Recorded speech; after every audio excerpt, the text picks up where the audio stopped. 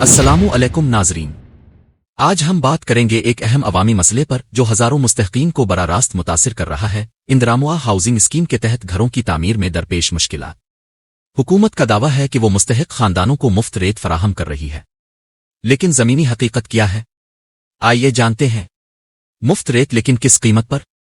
اگرچہ حکومت ہر استفادہ کنندہ کو 30 ٹن ریت مفت دینے کی اسکیم چلا رہی ہے، لیکن حقیقت میں یہ مفت اور ریت بھی سستی نہیں پڑ رہی۔ ریت کے نکاسی مراکز پر اگرچہ قیمت صفر ہے، لیکن ترسیل کا خرچ مستحقین کی جیب کو جلا رہا ہے۔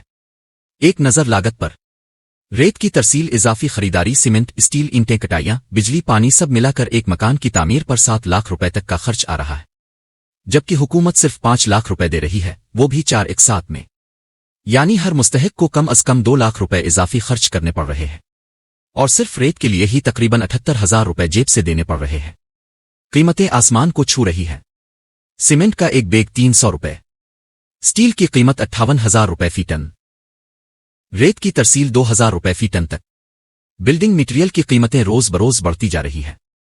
مستحقین کا مطالبہ، حکومت صرف ریت نہیں بلکہ اسٹیل اور سیمنٹ بھی مفت فراہم کرے، تاکہ انہیں قرض نہ لینا پڑے اور وہ اپنا مکان مکمل سکون سے تعمیر کر سکیں۔